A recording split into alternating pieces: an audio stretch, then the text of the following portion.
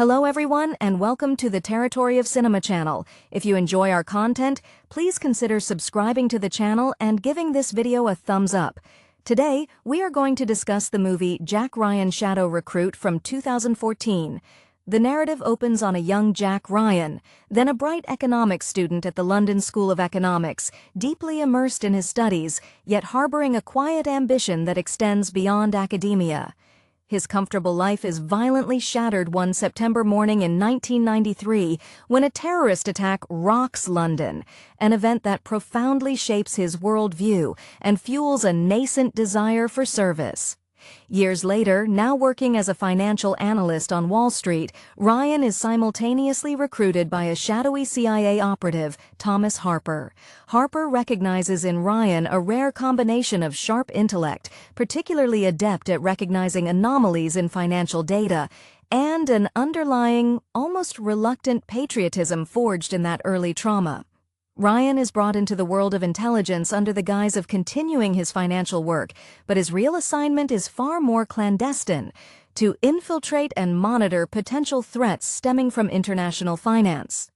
He is effectively an analyst embedded deep within the system, tasked with finding the digital fingerprints of terrorism financing. This dual existence is taxing, forcing him to maintain a facade in his professional and personal life, particularly with his girlfriend, Kathy, a dedicated medical student unaware of his true vocation. His work leads him to Moscow, where he begins tracing unusual, massive capital movements originating from a shell corporation connected to a powerful Russian oligarch named Viktor Sheverin. Sheverin is presented not merely as a villain, but as a formidable architect of global economic destabilization, operating with the precision of a seasoned strategist. Ryan's initial attempts to report his findings through official channels are met with skepticism, suggesting a potential internal leak or deep-seated institutional inertia within the CIA. Driven by instinct and the mounting evidence of a pending economic attack, a digital Pearl Harbor designed to cripple the United States economy, Ryan goes rogue, traveling to Moscow under the pretense of a routine business trip. He navigates the labyrinthine bureaucracy and palpable danger of the city, his lack of field experience often evident, yet compensated for by his quick thinking and an unexpected resilience. In Moscow, he encounters a seemingly helpful operative who is later revealed to be part of a counterintelligence team. The plot thickens when Ryan encounters a woman named Rebecca Jenner, who initially appears to be a corporate liaison for Sheverin's interests, but is soon revealed to be a highly trained operative working within Sheverin's organization, possessing a personal vendetta against him stemming from past betrayals. The relationship between Ryan and Jenner becomes a tense dance of alliance and suspicion, crucial to uncovering Sheverin's master plan, deploying a sophisticated virus to trigger a cascade of selling that would effectively collapse the dollar, paving the way for Russia to emerge as the dominant global economic power. Harper, realizing Ryan is in over his head and that the threat is imminent, is forced to step out of the shadows, breaking protocol to extract Ryan and work against a segment of the intelligence community that might be compromised. The final act is a desperate race against time, moving from the sterile, high-tech environment of a Moscow data center to the chaotic streets, culminating in a confrontation where Ryan must rely on his analytical skills more than any specialized combat training to physically neutralize the threat and prevent the financial meltdown. His success is hard-won, cementing his transition from academic analyst to field operative, having proven that understanding the flow of money can be just as vital as understanding troop movements. The closing moments suggest his future will continue to be intertwined with the high-stakes world of intelligence, a path chosen not by ambition, but by necessity, and a deep-seated sense of duty. The transformation of Jack Ryan from a bookish LSE student to an operative is palpable throughout the narrative, mirroring the classic archetype of the reluctant hero thrust into extraordinary circumstances. His initial foray into the field is characterized by an almost dizzying sense of disorientation. He is brilliant with spreadsheets and market indicators, fluent in the language of global finance, but the sudden immersion into the world of surveillance, sudden violence, and necessary deception leaves him often off balance. One can imagine the sheer cognitive dissonance of trying to maintain the persona of a Wall Street analyst while dodging assassins in the unfamiliar shadows of Moscow. Thomas Harper, the seasoned CIA recruiter, acts as both mentor and handler, his demeanor mirroring the pragmatism born from years spent operating in the gray areas of international espionage. Harper isn't interested in Ryan's feelings. He's interested in his aptitude for seeing patterns where others see noise. His own background, subtly hinted at through his weary competence, suggests a career forged in the Cold War's lingering twilight, making him acutely sensitive to the resurgence of large-scale geopolitical maneuvering disguised as commerce. He pushes Ryan hard, knowing that hesitation in this game costs lives, not just contracts. Kathy, the stable center of Ryan's rapidly destabilizing world, represents everything he is fighting to protect: the normal, ordered life predicated on trust. Her dedication as a medical student, focusing on tangible healing, stands in stark contrast to Ryan's new reality, where damage is abstract, calculated in billions, and the cure involves preemptive, often morally ambiguous action. The strain of his secrecy inevitably begins to etch itself onto their relationship, a silent testament to the sacrifices demanded by clandestine service. Victor Sheverin, the oligarch, is portrayed with a chilling calm. He is the embodiment of post-Soviet ambition, a man who understood that true power in the 21st century flowed not from tanks, but from controlling the network pipes of global liquidity. His operation is sleek, leveraging the very tools Ryan was trained to understand: derivatives, high-frequency trading algorithms, but twisting them into instruments of economic warfare. The sheer audacity of his plan, to use the resulting panic to engineer a massive transfer of global wealth and influence, underscores the evolution of modern conflict. The tension deepens significantly with Rebecca Jenner. Her introduction is fraught with layers of deception. She is an object of suspicion who unexpectedly becomes an indispensable asset.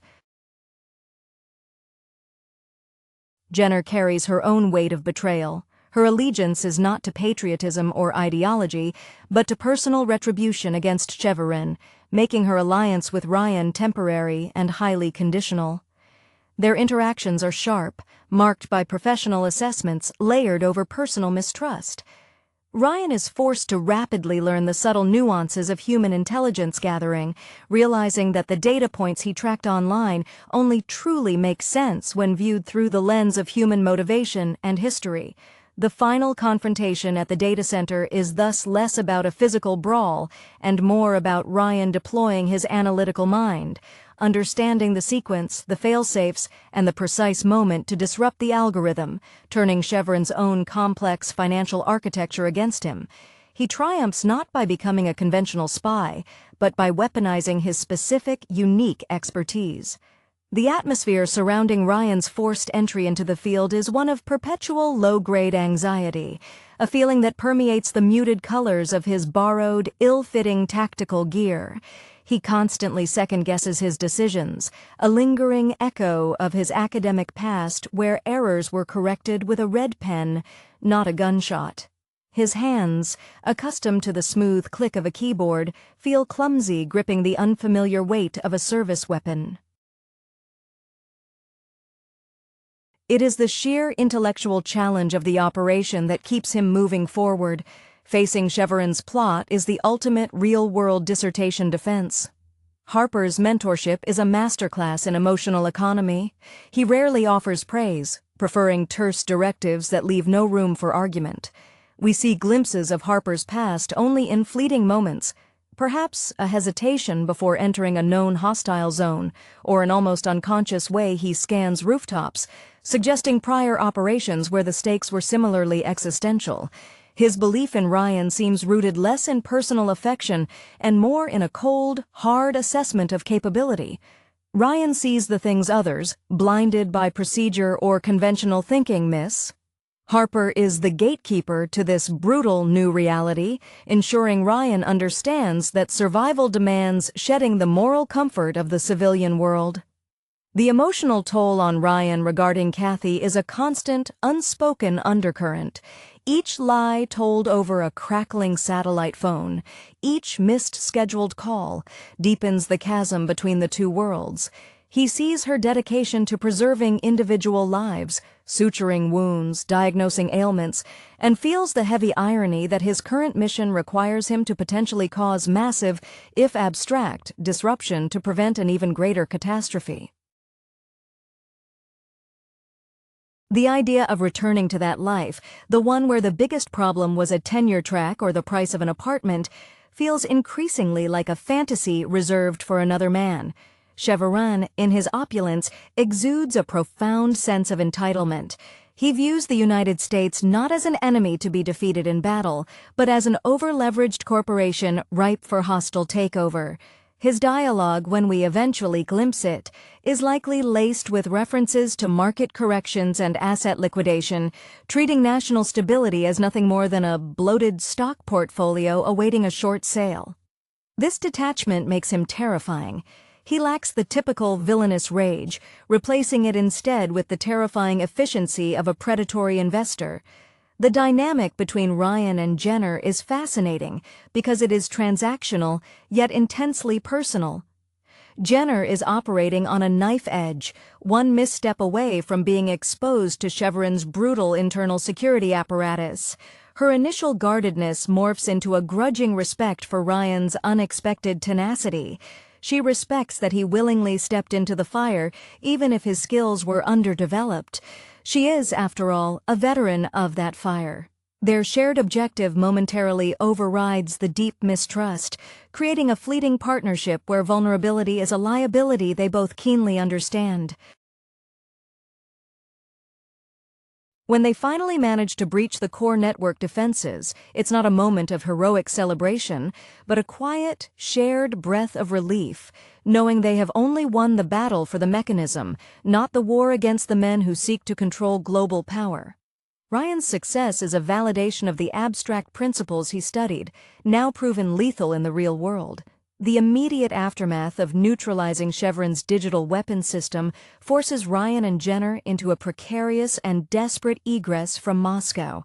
The breach of the data center does not result in clean extraction. Instead, it triggers a brutal, localized manhunt orchestrated by Chevron's remaining loyal security forces, who view the failed economic coup not as a political defeat, but as a grievous personal insult, demanding immediate bloody retribution. Ryan, finally shedding the last pretense of being a mere analyst, relies heavily on Jenner's intimate knowledge of the city's underbelly, the forgotten service tunnels, the illicit safe houses, and the contacts who operate outside the purview of formal law enforcement or state intelligence. Harper, having finally navigated the bureaucratic minefield and neutralized potential internal threats within the CIA, who might have been complicit or simply too slow to react, surfaces with a small, highly specialized extraction team. His arrival is less a rescue and more a violent insertion, cutting a path through the hostile elements closing in on Ryan and Jenner. This operational phase highlights Ryan's newfound, albeit raw, field instincts. He is learning to anticipate threats based not on algorithmic prediction, but on the guttural, immediate cues of a chase, the sound of tires screeching too close, the direction of muzzle flashes. His mind, still wired for finance, translates danger into vectors and probabilities of success for the next 30 seconds. Jenner's eventual departure is handled with careful ambiguity. Her motivations were always tethered to Chevron. Once he is definitively neutralized, her utility to the CIA dissolves, and her own survival becomes paramount. There is a moment of shared understanding between her and Ryan, a mutual acknowledgement of the necessary ruthlessness each exhibited. She slips away, a phantom returning to the shadows from which she emerged, leaving Ryan with the lingering question of whether he truly helped bring a predator to justice or merely helped a more cunning one escape. The return to Washington, D.C. is fraught with a different kind of tension, the scrutiny of his own side. Ryan is debriefed under intense pressure, not just for the information he secured, but for the sheer extent to which he violated protocol. Harper shields him, framing the unauthorized actions as necessary improvisations under extreme duress. The narrative emphasizes that Ryan did not just succeed, he shattered accepted procedure to achieve a strategic imperative. This earns him a permanent, if uneasy, place within the agency's clandestine operations division, not as an analyst crunching numbers in Langley, but as an asset capable of operating in the nexus where finance meets geopolitical warfare. Kathy, still unaware of the full gravity of his near-death experiences, notices only the deepened reserve in his eyes, the way he flinches slightly at sudden loud noises, the subtle but permanent scarring that service, regardless of specialty, inflicts upon the soul. The transition back to the relative sterility of Langley feels jarring, a sensory overload of fluorescent lights and beige carpeting after the raw kinetic energy of the Moscow operation. Ryan is now operating under an invisible mantle of operational clearance, a status that separates him from his former peers on Wall Street and even from many desk-bound intelligence officers. He is marked not by a scar visible to the naked eye, but by the deep imprint of having stared into the abyss of global economic collapse and found the mechanism to avert it. His new office is less about cubicles and more about secure communication hubs, a place where the spreadsheets he masters are now government-classified risk assessments, tools of projection rather than mere reporting. Harper ensures Ryan is not just integrated, but strategically deployed. He recognizes that Ryan's greatest weapon is his ability to maintain a veneer of normalcy while conducting deeply subversive work.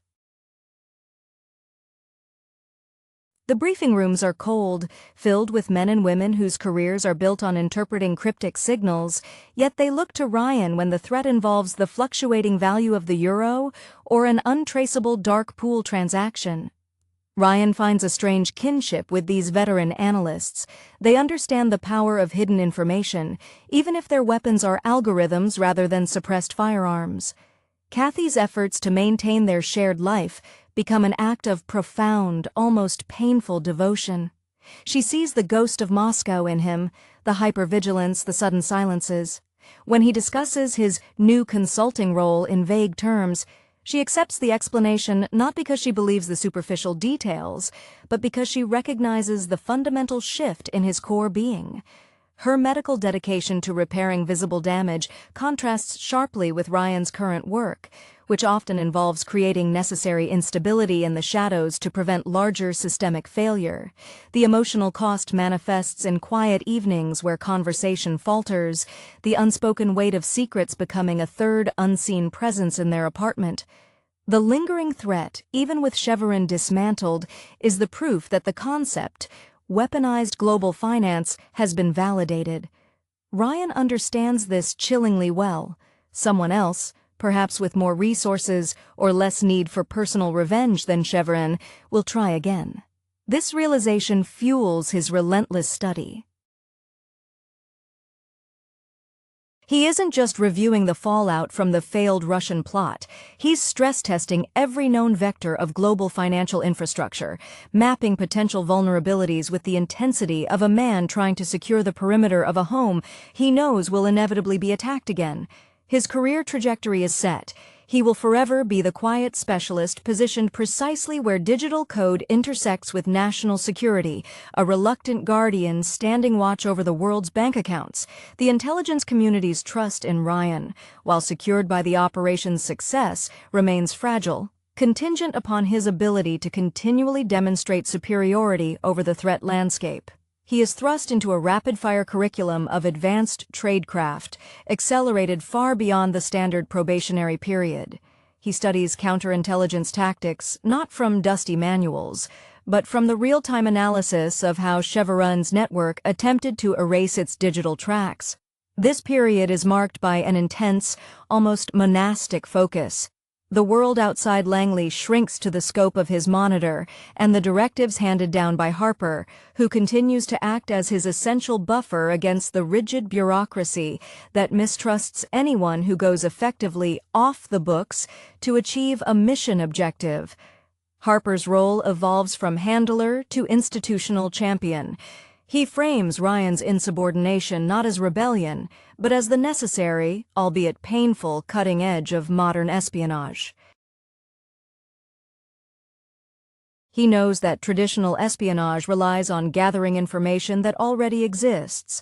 Ryan's specialty is identifying threats that are currently being constructed in the abstract realm of high finance.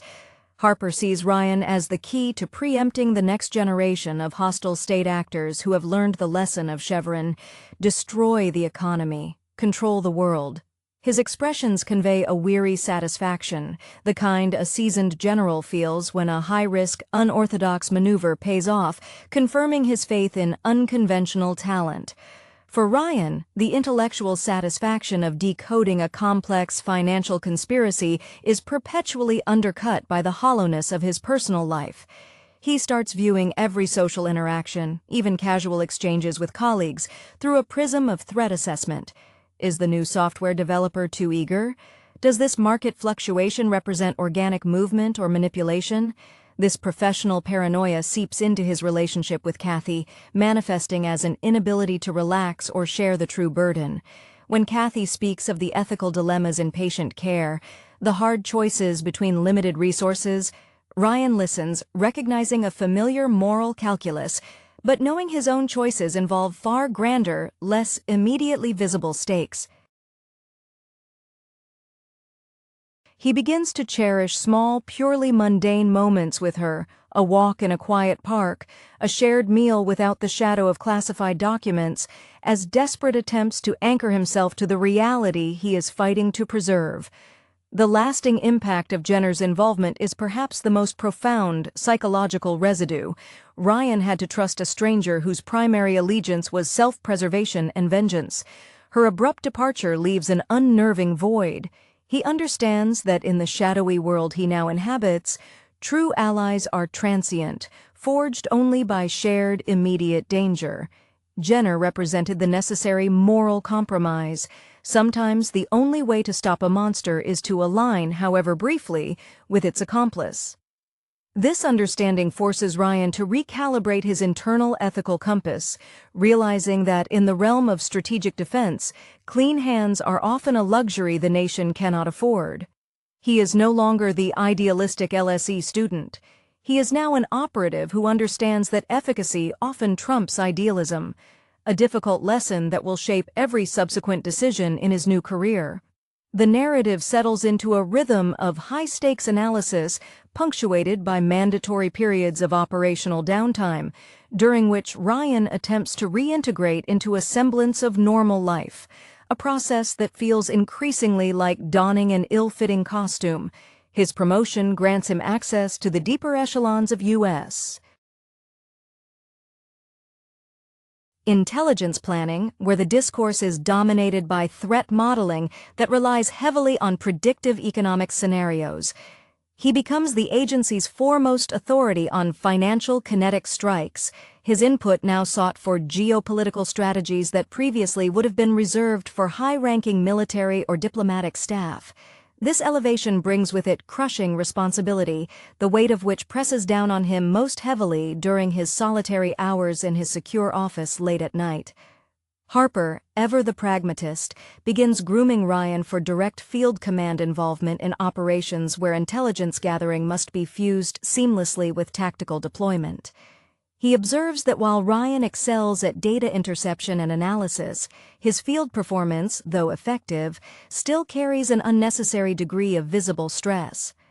Harper pushes him toward developing an emotional impassivity required to execute orders in morally gray zones, often tasking him with reviewing files from past clandestine service operations, effectively subjecting him to an accelerated history lesson in necessary moral ambiguity. The unspoken message is clear: surviving Chevron was luck and intelligence. Thriving requires shedding the last vestiges of civilian conscience. Kathy's awareness of the chasm between them grows more acute. She notices his subconscious habit of mapping exit routes in restaurants, or the way his attention drifts mid-sentence, clearly tracking background noise. Her attempts to nurture their relationship often collide with his need for compartmentalization. A particularly telling moment might involve her sharing a breakthrough in her medical research, only for Ryan to unconsciously relate the delicate process of tissue grafting to the vulnerability of a specific server farm firewall, a comparison that immediately poisons the atmosphere, highlighting how thoroughly his mind has been rewired for threat assessment.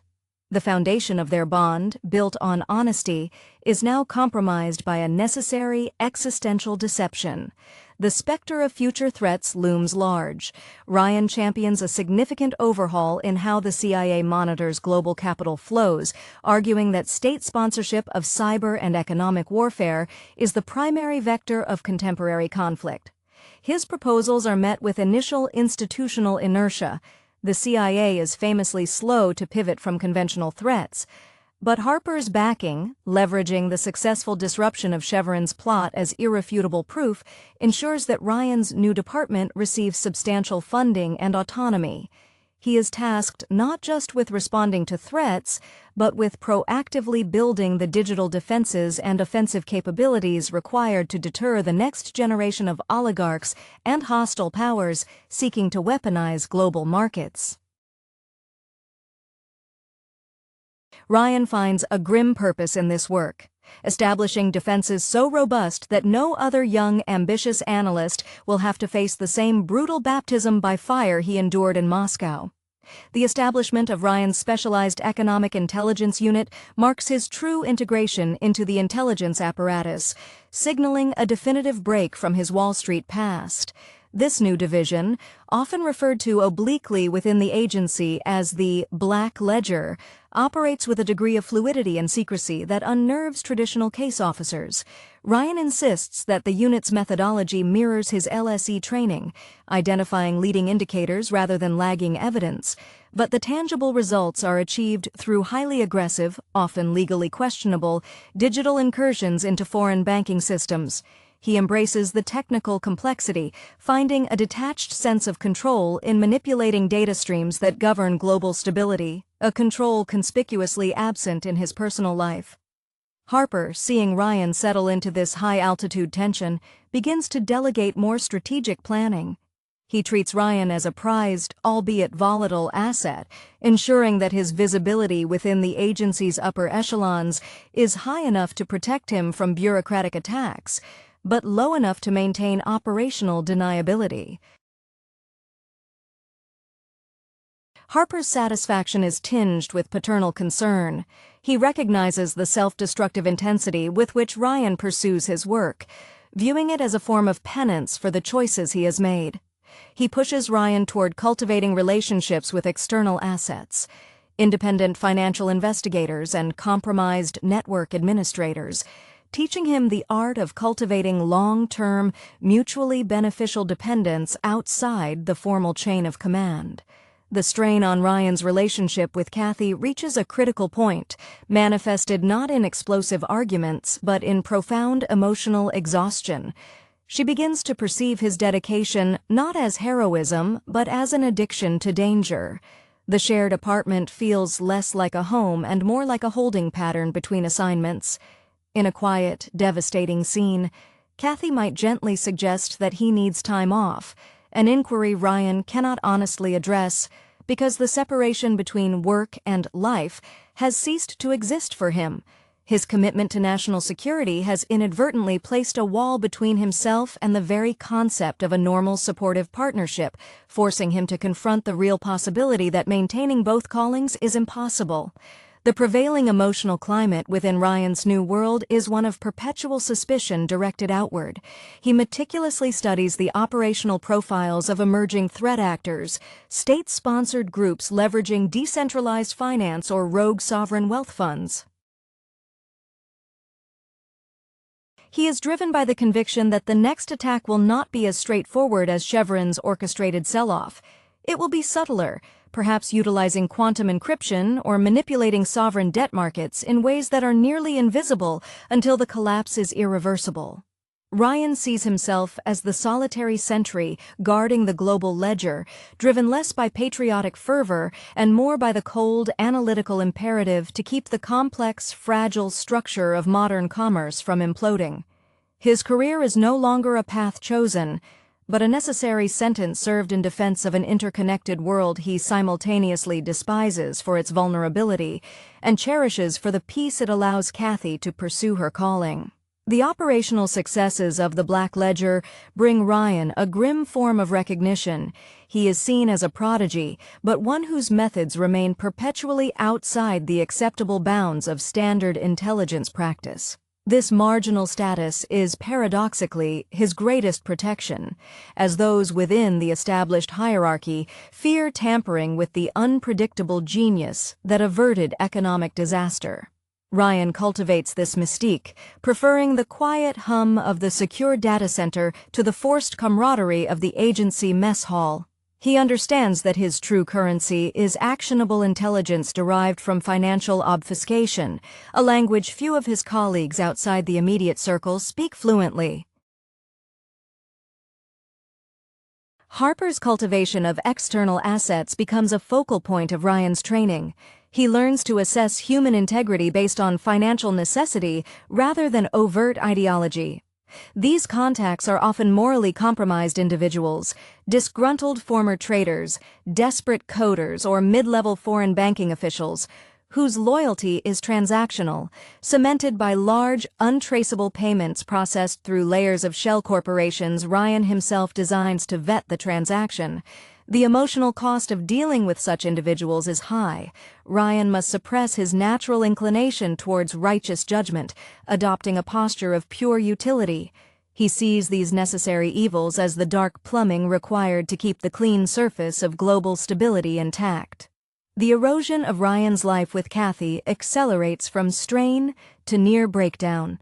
The quiet evenings are now filled with Ryan studying encrypted financial reports on a secure tablet, his focus absolute, while Kathy seeks connection through mundane acts of domesticity, cooking a favorite meal, perhaps, or trying to discuss their future plans. When she presses him about taking a vacation, a concept that feels ludicrously frivolous to him now, the conversation falters because he cannot articulate the dangers he actively skirts every moment he steps outside the secure perimeter. He starts physically flinching when she touches his shoulder unexpectedly, the conditioned response to perceived ambush overriding years of affectionate habit. The tragedy lies in the realization that he is protecting her world by completely excluding her from his, effectively severing the relationship he is working so hard to preserve. The focus of the Black Ledger shifts internationally, targeting nascent threats emerging from state actors attempting to mimic Chevron's decentralized attack model. Ryan develops a particular fixation on a complex web of cryptocurrency transactions he believes is being utilized by a rising power to fund black market arms deals disguised as legitimate technology investments. He pours weeks into tracking a single wallet address, his obsession palpable. This intense focus is not just professional duty, it is a psychological coping mechanism. By immersing himself in the impenetrable logic of financial warfare, he temporarily silences the nagging questions about his own identity and the sacrifices he has made.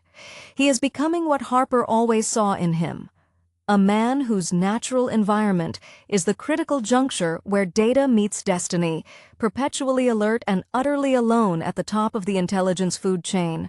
The relentless pursuit of digital ghosts leads Ryan down increasingly intricate and morally challenging pathways. His work with the external assets, those necessary conduits into the underworld of global finance, forces him to confront the extent to which he has become complicit in practices he once sought to expose. He is now orchestrating transactions that mirror the very destabilization tactics he was initially tasked to prevent, albeit in miniature and with the stated goal of counterintelligence. This operational duality weighs heavily manifesting as a cold, intellectual arrogance that sometimes flares up when interacting with those in less specialized roles within the agency. He views conventional intelligence gathering as quaint, almost romantic, compared to the immediate, measurable impact of controlling currency flow. Harper recognizes this developing hubris and consciously allows it to flourish, understanding that confidence, even bordering on arrogance, is a vital shield in clandestine work. He steers Ryan toward a high-level clandestine meeting in a neutral European city, ostensibly to vet a potential asset, but truly to expose Ryan to the political dimension of his work. Here, Ryan is forced to interact directly with senior government officials who treat him less like an analyst and more like a crucial, high-value weapon. The politicians are eager to leverage the Black Ledger's capabilities for geopolitical leverage, pushing Ryan to understand that his algorithms are now instruments of foreign policy, their deployment carrying the potential for international crises far exceeding a mere stock market crash. The experience is dehumanizing. Stripping away the last vestiges of his academic idealism, he is now a cog in a vast, amoral machine. The strain on Ryan's personal life reaches a tipping point, catalyzed by a brief, forced absence from Kathy. While he is abroad, a minor procedural error in his absence leads to a security alert at their apartment, causing Kathy to experience a severe panic attack, triggered by the lingering echoes of past threats. When he returns, exhausted and carrying the secrets of his diplomatic maneuvering, he finds her withdrawn, quieted not by anger, but by fear and a profound sense of isolation. The conversation that follows is subdued, acknowledging the impossible gulf between them. Kathy is a healer dedicated to clear diagnoses and quantifiable recovery. Ryan is a shadow operative whose life is defined by ambiguity and potential harm. The shared future they once planned evaporates, replaced by the painful mutual understanding that his dedication to keeping the world safe requires him to sacrifice the one stable anchor he possessed. Their separation when it comes is mercifully quiet, a recognition that the man she loved has been fundamentally overwritten by the agent he became. With his personal life stripped bare, Ryan dedicates himself entirely to anticipating the next major attack. He postulates that future adversaries will move beyond fiat currency manipulation and target foundational infrastructure, the power grid, water systems, or global logistics networks, using financial pressure as the lever to initiate physical chaos. He initiates a project codenamed Pandora's Box, a comprehensive defensive matrix designed to detect financial anomalies that correlate with large-scale, physical disruption preparations. This intense focus provides a fragile sense of purpose, a constant, quantifiable challenge that keeps the haunting memories of Moscow and the loss of Kathy at bay. He is now fully the creature of the shadows, propelled forward by the cold logic of necessity. The dissolution of his relationship with Kathy, though heartbreakingly quiet, paradoxically liberates Ryan to operate with an even greater intensity. The emotional anchor that tethered him to the civilian world has been voluntarily severed, leaving only the cold, hard certainty of his mission. He moves into a sparsely furnished, agency-secured apartment near Langley, a space designed for efficiency rather than comfort, mirroring his own internal state. His existence becomes almost monastic, defined by black coffee, relentless analysis, and the pale glow of multiple monitors. Harper, recognizing the final stage of Ryan's psychological transformation, becomes less of a handler and more of a strategic facilitator. He shields Ryan from the administrative fallout of the Black Ledger's increasingly aggressive operations, ensuring that the necessary compromises are absorbed by the agency structure, not by Ryan's career record. Harper's pride in Ryan is palpable, though carefully masked. He understands that Ryan has not merely adapted to the intelligence world, but is actively reshaping its future, forcing the bureaucratic behemoth to acknowledge the primacy of economic warfare. He speaks to Ryan now in terms of strategic doctrine rather than immediate field objectives, acknowledging him as an equal in understanding the long game of geopolitical conflict. The Pandora's Box project becomes Ryan's obsession, a defense mechanism against the chaos he knows is inevitable.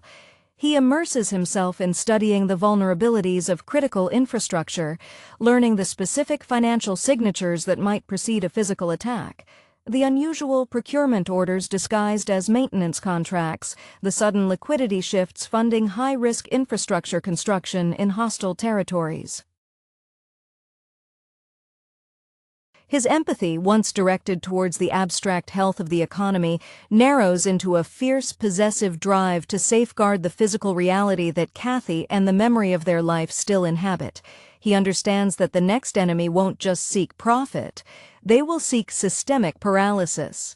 The external assets, now managed by Ryan directly, become increasingly sophisticated and dangerous. He cultivates a relationship with a former Russian intelligence officer, a master of deep cover penetration into Western financial regulatory bodies, whose price for information is not money, but guaranteed sanctuary should his own operation turn sour. Dealing with this asset forces Ryan to engage in genuine acts of subterfuge within the agency's operational structure, creating false trails and manufacturing oversight reports to protect his informants from internal scrutiny.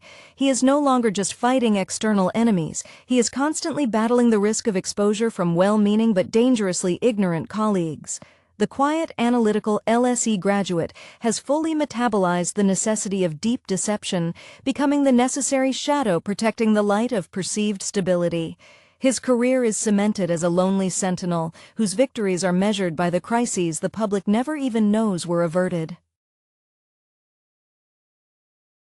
The evolution of Jack Ryan from analytical prodigy to the agency's premier cyber-economic operative is complete.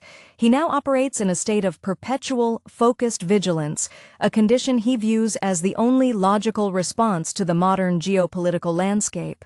He has replaced the anxiety of the reluctant hero with the cold, calculating certainty of a man who knows exactly where the pressure points of the world lie, and who possesses the keys to both setting and defusing the explosives. His proficiency has made him indispensable, yet his very uniqueness renders him perpetually isolated. Harper views Ryan's complete immersion with a mixture of professional admiration and profound unease. He sees the man is burning himself out, sustained only by the intellectual challenge and the adrenaline of being the final line of defense. Harper often finds himself taking proactive steps to manage Ryan's visibility, not to protect him from foreign adversaries, but from Washington politics. He subtly steers Ryan's findings through highly trusted, compartmentalized channels, ensuring that the raw, often politically explosive data Ryan uncovers is first filtered through Harper's established network, preventing internal power struggles from compromising critical intelligence. Harper's protectiveness is pragmatic. Ryan is the only asset capable of seeing 3 steps ahead in this financial chess game, and losing him to burnout or internal politics would be a strategic disaster. The memory of Kathy serves as a constant, dull ache, a reminder of the personal casualty required for national efficacy. He has successfully compartmentalized the grief, locking it away beneath layers of operational data, but it surfaces in his subconscious. A sudden inability to appreciate a quiet sunrise, or the automatic rejection of any social overture that suggests genuine connection. He understands, with stark clarity, that the safety of the American populace is now his only form of atonement. His dedication to Pandora's Box is deeply personal. By protecting the physical world, he honors the simple, ordinary life he failed to protect for himself. This internalized trauma fuels an almost manic perfectionism in his defensive modeling. Ryan's management of the external assets, particularly the compromised Russian operative, demands a level of manipulative finesse that astonishes even hardened veterans. He finds himself engaging in sophisticated psychological warfare against his own people, crafting false audit trails and feeding misinformation to internal CIA compliance teams to secure his informant's operational safety. This required deception breeds a deep-seated paranoia. He trusts no one implicitly, relying only on his own layered encryption and the ironclad logic of his defense protocols. He begins to see the agency itself as one more complex, vulnerable system requiring constant monitoring against internal failure modes. The impending crisis hinted at by Pandora's box begins to materialize not as a direct financial attack, but through subtle, untraceable correlations between logistical bottlenecks in key global choke points, shipping lane slowdowns, unusual spikes in raw material acquisition by non-state actors disguised as legitimate corporate subsidiaries. Ryan identifies a pattern suggesting a coordinated effort to choke off essential global supply chains, using financial pressure as the prelude to genuine material disruption. The sophistication of this new threat dwarfs Chevron's ambition. This is not about stealing wealth, but about engineering global resource scarcity to force political capitulation. Ryan prepares to step back into the field, not as the naive analyst forced into action, but as the necessary vanguard, fully aware that the next confrontation will demand not just brilliance, but a capacity for ruthlessness he is still discovering within himself. The 2014 entry in the long-running espionage franchise, Jack Ryan, Shadow Recruit, marked a significant pivot, opting for a soft reboot approach rather than a direct sequel to the previous Tom Clancy adaptations. Directed by and starring Chris Pine, the film attempted to ground the character in a more contemporary context, focusing on his origins as a financial analyst thrust into the world of covert operations. Pine steps into shoes famously filled by Alec Baldwin and Harrison Ford, bringing a youthful, almost anxious energy to the role that contrasts sharply with the seasoned veterans who preceded him. His Jack Ryan is not yet the seasoned analyst or political insider, but a newly minted operative whose skills were honed not in the military, but in the rigorous discipline of high finance, specifically post-9/11 efforts to track terrorist funding. The film dedicates substantial time to establishing Ryan's intellectual prowess and his reluctant heroism. His pre-CIA life is depicted as one of calculated risk assessment, a skill set directly applicable, though not entirely satisfying, in the clandestine world he enters. His move from Wall Street academia to a graduate program at the London School of Economics serves as the narrative launchpad, suggesting a man seeking purpose beyond spreadsheets. This grounding in finance is a key differentiator. It positions Ryan as a modern intelligence operative whose primary weapon is data analysis, a nod to the ever-increasing role of cyber and economic intelligence in contemporary threats. The central conflict revolves around a meticulously planned economic attack orchestrated by Victor Chevron, portrayed with chilling, calculating menace by Kenneth Branagh, who also helms the directorial chair. Branagh's Chevron is not the cartoonish villain of lesser thrillers. He embodies the calculated threat of a corporate mastermind weaponizing global markets. His background, while intentionally kept somewhat opaque, suggests roots in the powerful structures of post-Soviet power, a man leveraging institutional access for personal ideological retribution against American economic dominance. This portrayal elevates the stakes beyond simple military confrontation to a battle for fiscal stability, a theme highly resonant in the post-2008 financial landscape. The introduction of key supporting characters is crucial to Ryan's immediate development. Keira Knightley plays Kathy Hathaway, Ryan's future wife, who here functions as the necessary anchor to normalcy and the embodiment of the personal sacrifice inherent in espionage. Their relationship is portrayed with the immediacy and tension of two people trying to build something real while constantly navigating secrets. More vital to Ryan's initiation is Thomas Harper, played by Kevin Costner. Costner's performance offers a welcome sense of weathered authority. Harper is the veteran handler, the mentor figure whose past actions, implied to be rooted in the ambiguous morality of Cold War or post-Cold War operations, provide the necessary moral ambiguity that forces Ryan to transition from observer to actor. Harper's gruff mentorship mirrors the pragmatic realities of intelligence work, suggesting that sometimes the rules must be bent or broken to prevent catastrophe. The narrative structure follows a classic spy thriller template: discovery, infiltration, evasion, and confrontation. The action sequences, while competent, are less central than the intellectual cat-and-mouse game.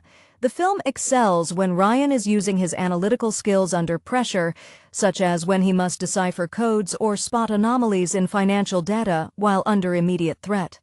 The transition from analyst to operative is necessarily abrupt, fueled by necessity rather than gradual training, making his moments of heroism feel earned through quick thinking rather than brute force.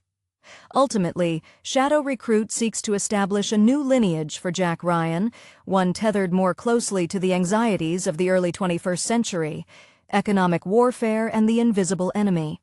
While it doesn't entirely escape the shadow of its predecessors, Pine successfully crafts a version of the character that emphasizes vulnerability and intellect, providing a solid, if unspectacular, foundation for a potentially revamped series. The film is a procedural thriller that respects the intelligence of its protagonist, even as it tests the limits of his newly acquired field skills. Pine's portrayal of Ryan is notably different from Ford's stoic determination or Baldwin's professorial gravitas. There is a noticeable vulnerability beneath the surface, a constant low hum of anxiety that surfaces when Ryan is forced into physical confrontations. He is clearly out of his depth initially, relying heavily on Harper's tacit instructions and his own ingrained ability to spot discrepancies. This emotional rawness is what makes his eventual successes feel like triumphs of necessity over inherent capability, distinguishing him from the typical action hero mold. When Ryan first finds himself forced into direct physical danger, perhaps the sudden jarring encounter in a Moscow alleyway or the initial moments of realizing the scope of Chevron's betrayal, the audience feels his disorientation. This is not a man comfortable with violence. This is a man applying theoretical knowledge to life-or-death situations. Kenneth Branagh's dual role as director and antagonist shapes the entire tone. He manages to imbue Chevron with an icy, almost patrician arrogance. Chevron views the world as a complex system ripe for exploitation, seeing the impending market collapse not as chaos, but as a beautifully orchestrated reset button. His dialogue often carries the weight of historical grievance. He speaks with the quiet certainty of someone who believes the West has grown decadent and vulnerable, and he is merely correcting the imbalance. This level of intellectual opposition elevates the typical spy trope, positioning Ryan against a genuine strategic thinker rather than a mere heavy or ideologue. The tension between Ryan, the meticulous analyst uncovering the plot, and Chevron, the architect executing it, becomes the film's central engaging intellectual duel. The dynamic between Ryan and Kathy Hathaway is essential for keeping the audience invested in the human cost of his clandestine life. Knightley plays Kathy not as a passive girlfriend waiting by the phone, but as a professional in her own right, a doctor whose commitment to saving lives contrasts sharply with Ryan's commitment to preventing abstract financial ruin. Their early dates, tinged with the secrecy Ryan must maintain, create moments of genuine, relatable awkwardness. When Kathy is inevitably pulled into the danger, her reaction is realistic, shock mixed with fierce loyalty, forcing Ryan to confront the collateral damage his new career inflicts upon those he loves. This grounding element prevents the film from becoming purely about geopolitical mechanics. Costner's Harper is the necessary bridge between the world of high finance and the world of espionage tradecraft. His lessons are dispensed with a world weariness that suggests he's seen every trick employed by every power structure. Harper's admiration for Ryan is earned slowly. often through veiled approval rather than outright praise. He recognizes the analyst's mind as a vital modern tool, but he stresses the necessity of operational tradecraft, situational awareness, cover maintenance, skills that simply cannot be learned from a textbook or a Bloomberg terminal. Harper embodies the institutional memory of the intelligence community, a quiet guardian ensuring that Ryan doesn't just solve the problem, but survives the process. The emotional core of his character rests in his loyalty to the mission and his protective instinct toward the younger operative, suggesting a desire to see Ryan succeed where perhaps previous assets or protégés failed. The pacing of the film reflects its dual nature. Sequences involving surveillance, data mining, or decryption are given time to breathe, allowing the viewer to appreciate the complexity of the threat. Conversely, when the action kicks in, such as the high-stakes chase through Manhattan or the climactic confrontation in Russia, it is sudden and brutal, reflecting Ryan's lack of polished combat experience. These moments feel less choreographed and more desperate, reinforcing the theme that even the smartest analyst must occasionally rely on adrenaline and luck when the numbers stop balancing out. Shadow Recruit ultimately succeeds by humanizing the intelligence operative, portraying him as a brilliant individual temporarily weaponized by circumstance against a threat that operates in the shadows of the global economy. The film's decision to set the opening act in the aftermath of the 2008 financial crisis subtly colors every subsequent interaction. Ryan's initial motivation is rooted in a genuine desire to prevent another systemic collapse, a tangible, measurable goal contrasted with the more nebulous threats of traditional espionage. This background allows for moments where Ryan uses his analytical lexicon against his handlers. He doesn't just follow orders, he questions the variables, treating the mission parameters like a faulty algorithm he needs to debug. This intellectual sparring with Harper is often conducted in hushed tones, heavy with the unspoken rules of the intelligence game that Ryan is still learning to navigate. Harper's patience, though thin, is born out of necessity.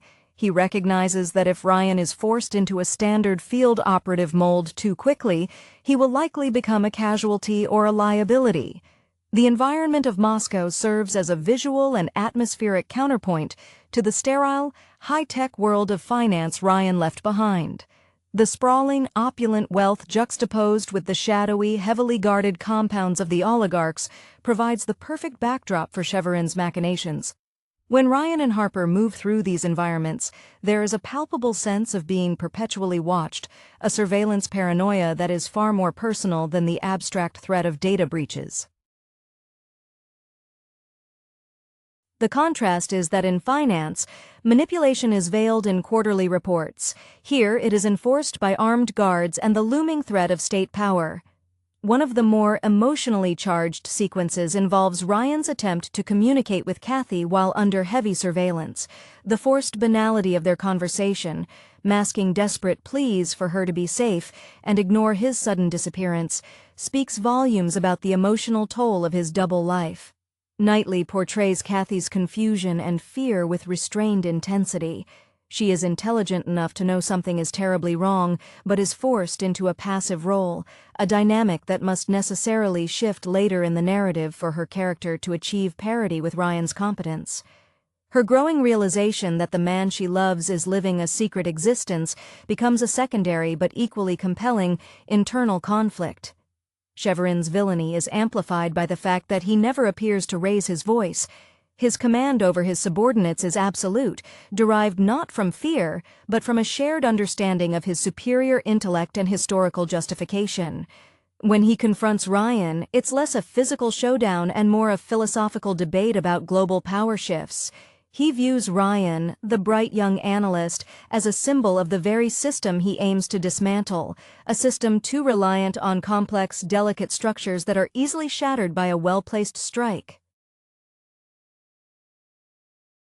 This sense of gravitas surrounding the antagonist ensures that Ryan's eventual success feels like a genuine disruption of a grand, seemingly inevitable plan rather than simply neutralizing a brute force threat. The film, in its best moments, feels like a chess match where the board is the global economy and the pieces are nations. The film's conclusion, while resolving the immediate threat of the financial collapse, necessarily leaves the groundwork laid for future installments by solidifying Ryan's permanent transition. He doesn't simply return to his graduate studies, the experience has irrevocably changed his trajectory. The subtle nod to his eventual promotion and acceptance within the CIA structure is paramount. He has proven himself not just capable of understanding complex threats, but uniquely equipped to combat them on the very ground where they are conceived, the intersection of high-level finance and global security. This final integration into the intelligence community suggests that the young analyst, who was initially uncomfortable with physical coercion, has found a niche where his specific intellectual gifts are not just appreciated, but desperately needed. The emotional fallout for Ryan is muted but present. He has crossed a significant threshold, moving from observer to active participant in geopolitical conflict. The look exchanged between him and Harper in the final scenes carries the weight of shared, unspoken secrets and the understanding that the world Ryan now inhabits has no true off-switch. This nascent camaraderie between the seasoned operative and the newly minted field analyst suggests a partnership built on mutual competence rather than simple hierarchy. It promises a dynamic where Harper can continue to guide Ryan through the ethical gray areas that pure data analysis cannot illuminate. Kathy's acceptance of this new reality is perhaps the most significant emotional resolution, though it remains understated. Her decision to stand by Ryan, despite witnessing the danger and deception firsthand, signals her commitment to his true self, the one forged in the crucible of counterterrorism finance. This acknowledgement implies that their relationship will operate on a foundation of partial honesty going forward, enough to sustain them, but perpetually shadowed by the demands of national security. It's a classic espionage trope, the personal life held hostage by the professional, but framed here through the lens of economic responsibility rather than missile codes. Shadow Recruit, despite its sometimes uneven pacing, successfully repositions Jack Ryan for a modern audience. It argues persuasively that in the 21st century, the front line against terrorism often runs directly through bank servers and stock exchanges, requiring analysts with moral fortitude rather than just trigger discipline.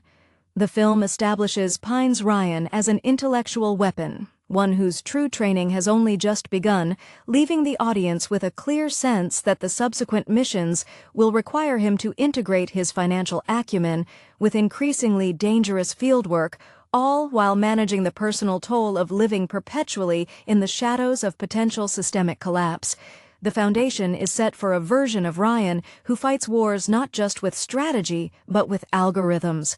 The narrative's commitment to portraying Ryan's integration is evident in how his analytical habits persist even during high-stress operational phases.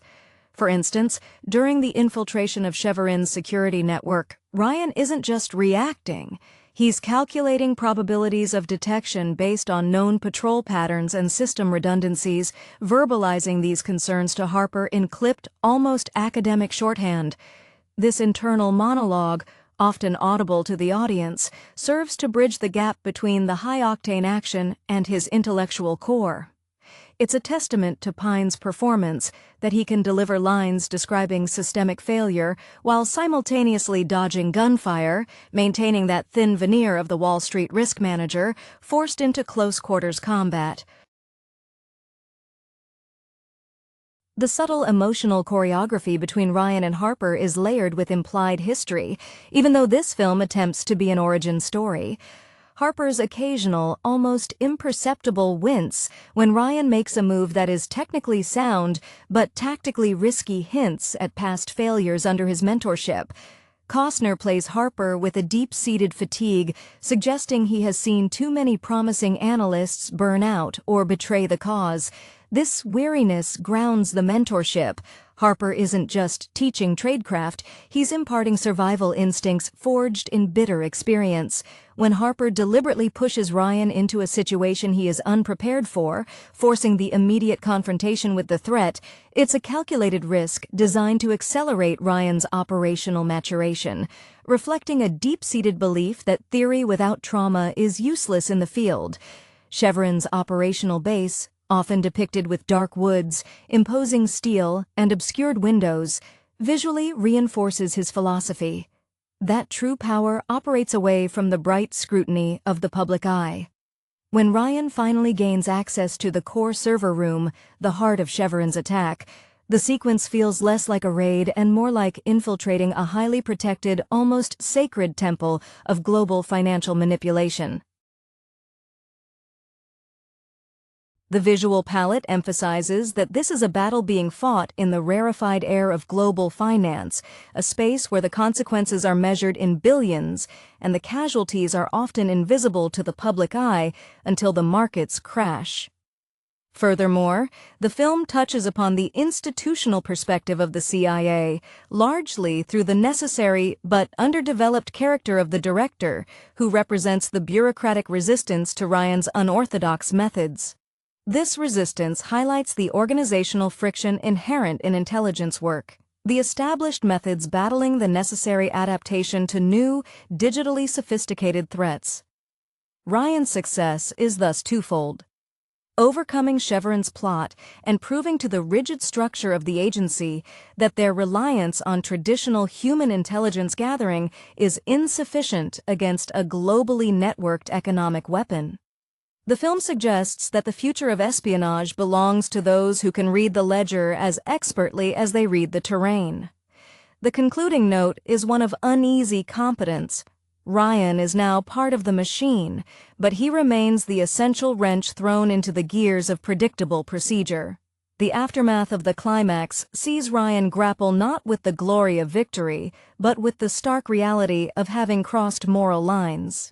His first kill, an action necessitated by survival rather than choice, is treated with a necessary, uncomfortable silence in the narrative.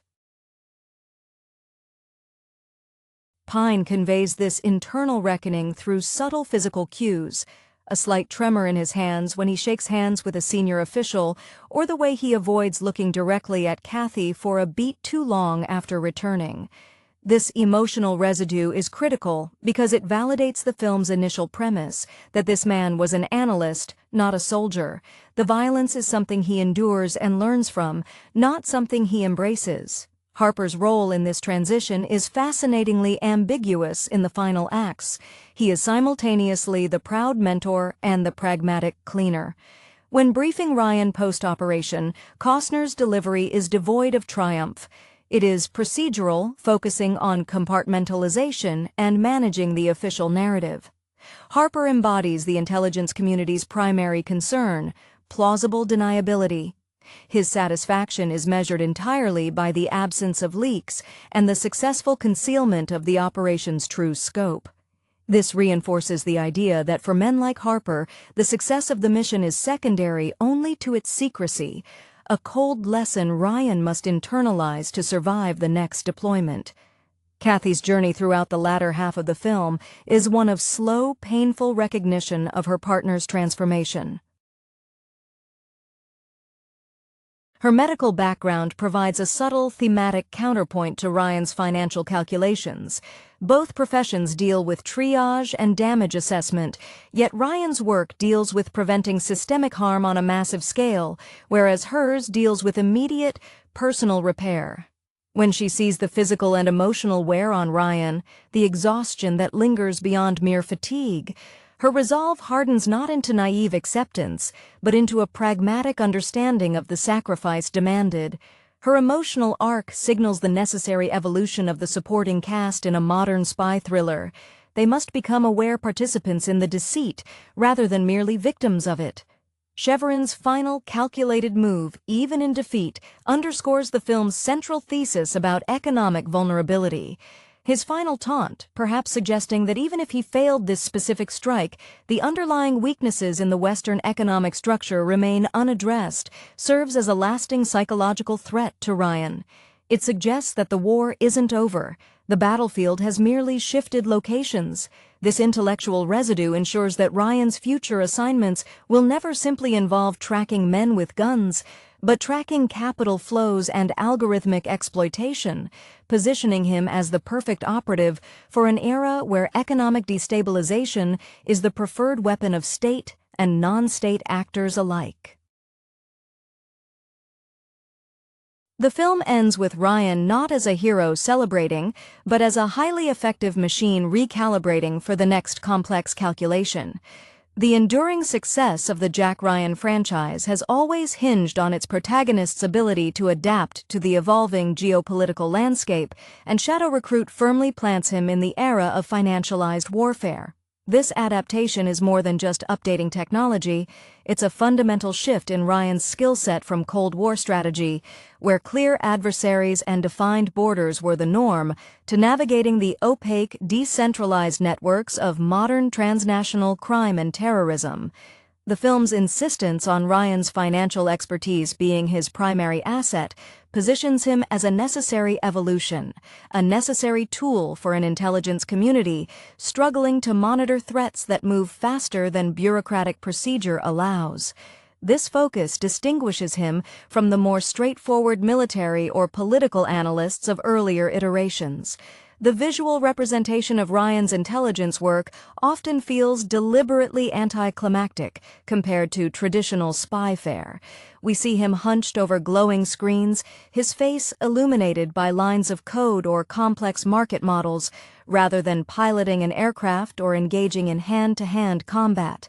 This aesthetic choice is crucial. It honors the intellectual core of Tom Clancy's writing, emphasizing that the modern battlefield is often digital and abstract. When action erupts, it feels like a jarring interruption to the true work being done, the slow, painstaking process of pattern recognition. This contrast heightens the tension, as the audience understands that Ryan's real advantage is his ability to foresee the catastrophic domino effect of a single manipulated transaction. The relationship between Ryan and Kathy is subtly explored through the lens of professional boundaries dissolving under duress. Kathy, initially concerned by Ryan's secrecy, slowly recognizes that his lies are rooted in an attempt to shield her from a world far more dangerous than she imagined.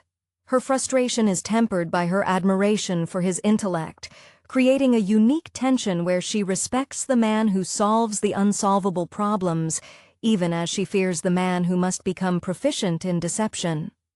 This evolution in their dynamic suggests that for the modern operative, maintaining a personal life requires an almost surgical level of compartmentalization that strains even the deepest bonds. Furthermore, the film implicitly critiques the structures that allowed Chevron to rise.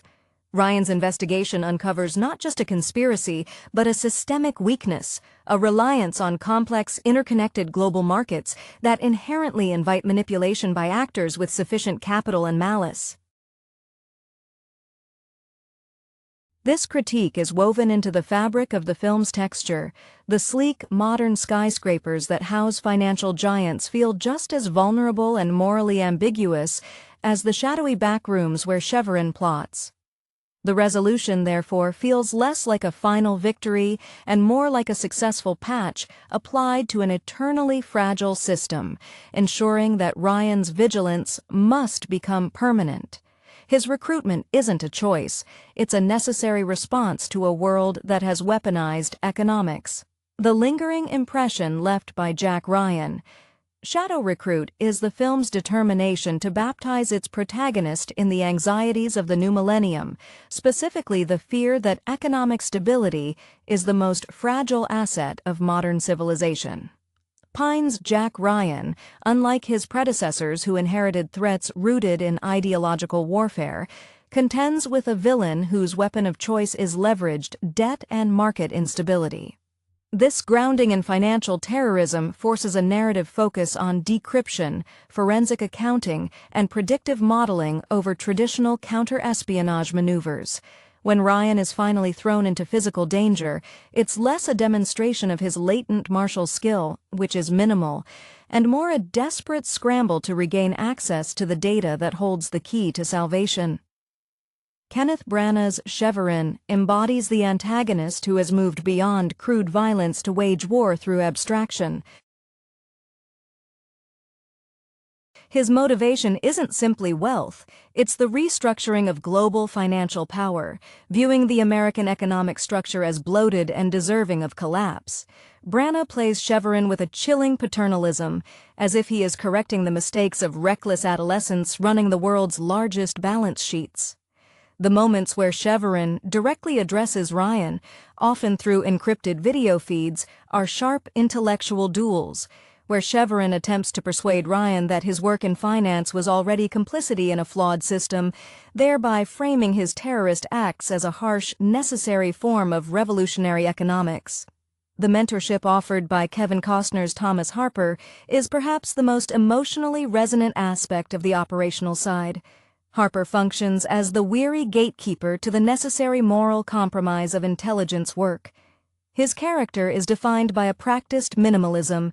He speaks little, observes everything, and his approval, when finally granted, is more impactful than any accolades. There is a palpable sense of responsibility in Costner's portrayal, the seasoned operative recognizing that he is initiating a reluctant academic into a world where the rules of engagement are written in blood and secrecy. This relationship avoids the cliché of the tough love mentor.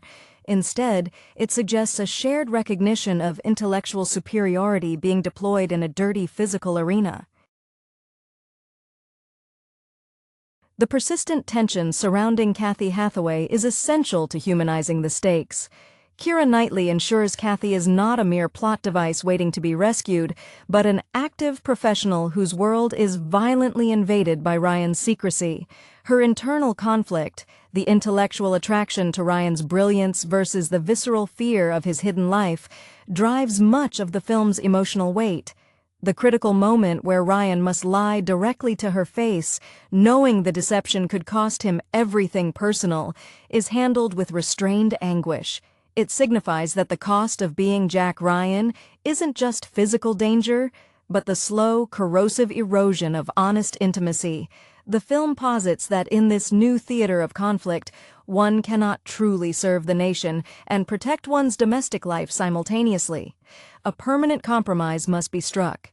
Shadow Recruit ultimately succeeds by framing its protagonist not as a born spy, but as an accidental analyst weaponized against a threat designed to exploit the very systems he spent his life mastering. The narrative structure of Shadow Recruit relies heavily on the immediacy of its stakes, contrasting sharply with the slower, more deliberate intelligence gathering of previous Ryan installments. Because the threat is an impending economic collapse, the clock is ticking in a way that feels acutely modern. A digital emergency where minutes mean billions lost rather than hours until a missile launch. This urgency forces Ryan into premature operational capability. The film avoids the drawn-out training montage. Instead, we witness his learning curve in real time, often through trial by fire, such as when he has to improvise communication security while attempting to secure vital evidence in a crowded public space. His moments of success are therefore characterized by intellectual improvisation rather than practiced procedure, making him feel authentically reactive and slightly overwhelmed. The portrayal of the clandestine world in Moscow is deliberately suffocating. Unlike glamorous spy settings, the environments Ryan and Harper navigate are characterized by institutional paranoia. The security surrounding Severin's assets is less about overt military presence and more about layered technological surveillance and institutional access, the digital equivalent of tripwires. When Ryan and Harper are forced into the kinetic sequences, such as the pivotal confrontation in the crowded streets, their movements feel clumsy and reactive, precisely because Ryan is relying on instinct over established tradecraft. He fights like a man whose primary weapon has been taken away, leaving him only with his physical capability, which he clearly views as a liability. Kenneth Branagh ensures Chevron remains a character driven by profound, almost intellectualized bitterness. His dialogue often suggests a philosophical disillusionment with American exceptionalism, viewing the financial markets not as a system to be conquered, but as a fragile house of cards built on hubris. This gives the conflict a depth beyond mere espionage. It becomes a clash of worldviews. Chevron sees himself as a necessary corrective force, a harsh auditor of global financial ethics.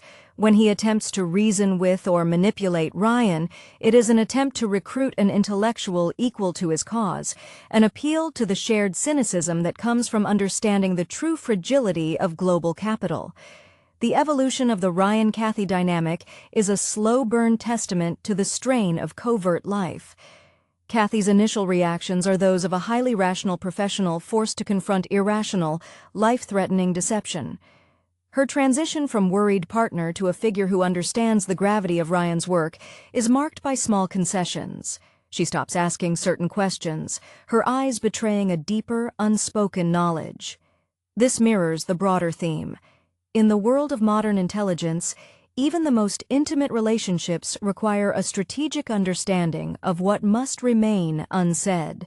The film suggests that true partnership in this sphere means accepting the inherent secrecy as a permanent structural element of the relationship, rather than a temporary hurdle to overcome. The foundation laid here is one of endurance, not naive bliss. The film's pacing, while generally kinetic, finds its most compelling moments in the quiet exchanges between Pine's Ryan and Costner's Harper, which serve as essential primers on the unspoken ethics of intelligence operations. Harper operates in a realm beyond bureaucratic oversight, embodying the necessary ruthlessness required to manage threats that slip through conventional legal frameworks. His guidance to Ryan often involves testing the younger man's moral boundaries, pushing him toward actions that would be reprehensible in the civilian world but are framed here as critical necessities for national security. This dynamic highlights a central theme: the transition from analyzing abstract risk to accepting concrete moral responsibility for life-altering decisions. When Harper gives a non-verbal cue of approval, it carries more weight than any official commendation because it signifies survival. Ryan has successfully navigated another ethical minefield without succumbing to either panic or excessive ideology. The architectural design of the environments surrounding Chevron reinforces the nature of his power. His hidden infrastructure is presented not as a crude bunker, but as an impossibly sophisticated, technologically advanced command center nestled within seemingly benign corporate structures. This visual language underlines the film's core argument. The most dangerous adversaries operate seamlessly within the global economic architecture, their offensives masked by legality and layers of shell corporations. Ryan's infiltration into this digital fortress feels like an intrusion into the very sanctum of global finance, where the fight is won or lost not with bombs, but with encryption keys and timing sequences. The visual contrast between the cold, hard technology of the server rooms and the messy human element of Ryan's physical presence emphasizes the precariousness of his position. He is an analog mind fighting a digital war. Ultimately, the film works best as a portrait of forced maturation. Jack Ryan enters the narrative as an acutely intelligent academic, and he exits as a compromised operative. The emotional landscape of the resolution is defined by exhaustion rather than exaltation. His shared glance with Kathy is fraught with the realization that the man who returns is fundamentally different from the one who left for London to study economics. The sacrifices made, the necessary deception, the violence endured, have permanently altered his capacity for simple, open living. Shadow Recruit successfully positions this iteration of Jack Ryan as a product of the 21st century's unique threat matrix. where the auditor has to become the operative and the balance sheets hide the battle lines. The soft reboot offers a foundation built on intellectual capability meeting brutal necessity, promising a protagonist who will always be more comfortable analyzing data than commanding men, yet increasingly forced to do both. The film's thematic resonance is deeply tied to the concept of the invisible enemy, a hallmark of post-Cold War espionage thrillers. Chevron's strategy targets the very infrastructure underpinning modern society, global finance, meaning the war is fought without clear fronts or uniforms, which is precisely where Ryan's specialized skill set becomes invaluable. The tangible fear generated by this type of threat is different. It's the fear of one's retirement savings evaporating, of systemic paralysis, rather than immediate physical harm, making the stakes feel deeply personal to the audience even when the action sequences are geographically distant. Ryan's dedication to mapping these invisible attack vectors provides a modern update to the Clancy universe, moving away from Soviet nuclear silos toward decentralized economic sabotage. Pine skillfully conveys Ryan's constant internal negotiation between his ethical framework and the demands of the field. When he is tasked by Harper to engage in surveillance that borders on invasion of privacy, or when he is compelled to use potentially lethal force, there is a visible hesitation, a moment where the academic calculator in his mind whirs, trying to rationalize the irrationality of operational necessity.